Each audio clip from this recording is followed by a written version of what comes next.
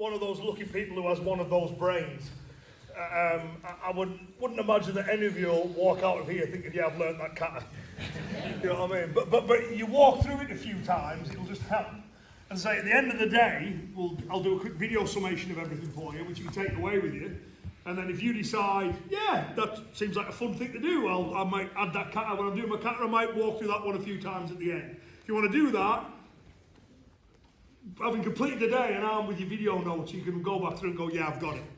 And as I mentioned at the start, all variations are acceptable, right? So long as you're not drastically changing the technique. So if you don't need to do it exactly as I do it, right? But the main thing I want you to get is the drills and the ideas. Is that okay? So don't put yourself under any extra pressure. Just immerse yourself in it today, marinate in it a bit, and you'll have your video bits to take away. Because some of you might just, well, I like that one drill, that's the only one I want to remember. Others I want all 12, others I want all 12 in the kata.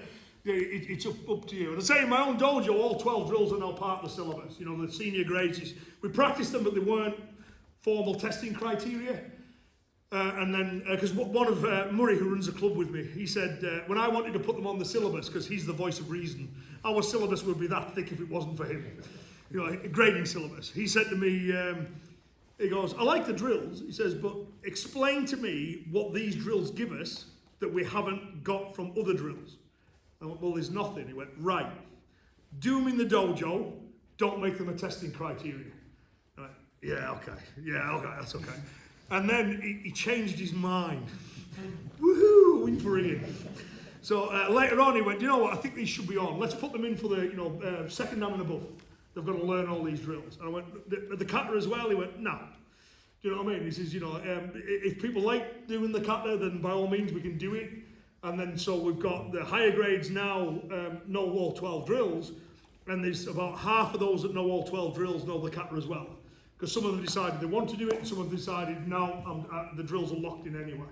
What is interesting is those who know the kata, though, I can see them, they keep referring back to it, right? So let's say, they haven't done pandemic's a good example, right? They haven't done them with a partner for a bit. And the students all come back, and I'm going, let's do drill 6, and they go, what the hell was drill 6? Because they haven't done it for a while. Those who've got the kata went, oh yeah, it's this one. You know what I mean? Because the kata, they've always got it referred to. Which way around are your feet on number 5? Left, right foot forward. You know what I mean? So I think the ones that have the kata have an advantage because they've got that thing to refer to, rather than trying to memorise them all as discrete, separate entities. They remember one thing rather than 12 things. Anywho, right, number 4. Right, so this one's right to right as well, right? Starts from this position. 2 of his drills start from this position. One is offensive, you go on the attack, this one, and one later on is defensive. This seems like a weird position to a lot of modern karateka. And I mean, your arms clash when you fight, right? So, but it's worth remembering this is where they used to spar from. You know what I mean? So when they used to spar, it wasn't a case of, okay, let's go like we do now. There wasn't any karate here. They hadn't developed a long range element. It was a close range thing. So they'd start fighting from here because this is where your kata plays.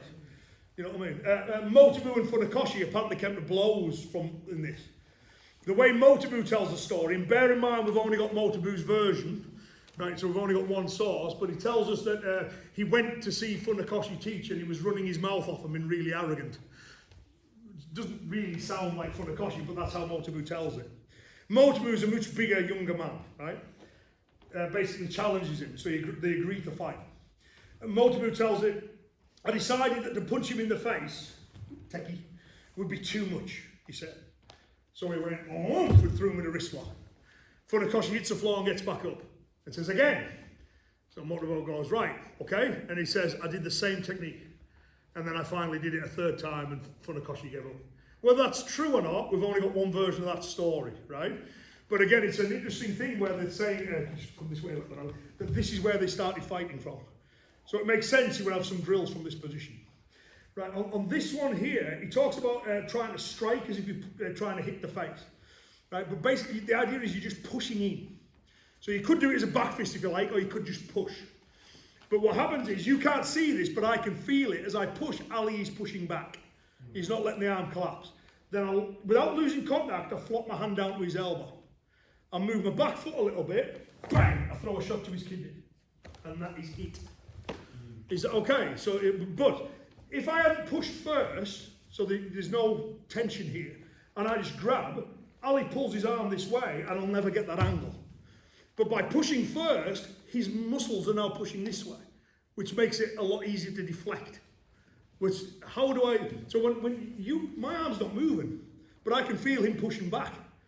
So I had an interesting, how do I record in the kata that there's a push there when the arm doesn't move? So I'll tell you how I did that when we get to it.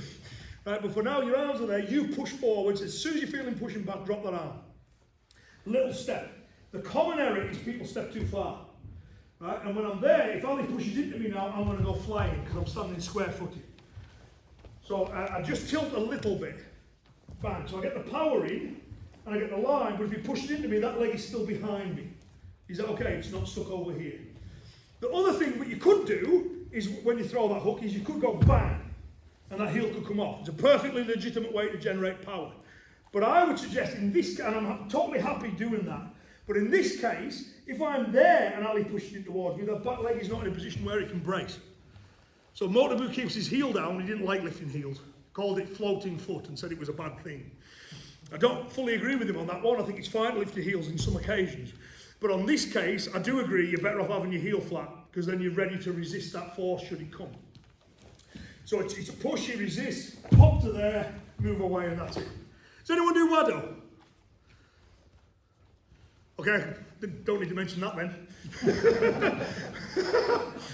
If you're interested why I mentioned it, Utsuka, the founder of Wado, trained under Funakoshi, Mabuni and Motobu for karate.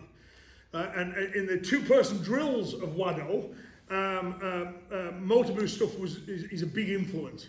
So in the Wado drills, this kind of position appears on 3 out of Utsuka's 10 drills. And it's nicked from this drill. So normally when I'm teaching Wado people, as soon as I go like, you're there, they go, oh, that's like Kihon Gumite number 1 in Wado. Yes, it is. It's exactly the same. He said, okay, and then Utsuka added his jiu-jitsu at the end. So for example, on number 10, you should mind changing stance over if that's all right. It's similar. You know when Motobu crashed in here and went like this? Right? On the Wado ones, when they've done that, they grab here, he grabs. And then they do like a rising elbow instead. Then they slap the groin. That might be familiar. And then they grab the leg, which I believe is a simulation for grabbing the groin. And then they step in and do a throw. Right? Like really elaborate Shindo Yoshinru throw. For those Wado folk, they see number 1, they go, oh, it's like number 10. It is. With some fancy jiu-jitsu thrown on the end. I prefer Motobu's versions because it doesn't have the fancy jiu-jitsu on the end. They're just simpler and more direct. So anyway, number 4, push in, he resists, parry around to here, move away. Is that okay? And if you ever see any Wado folk doing similar, you know where it came from. Is everyone okay to have a go at that one? That one's easy and you'll find number 5 a doddle.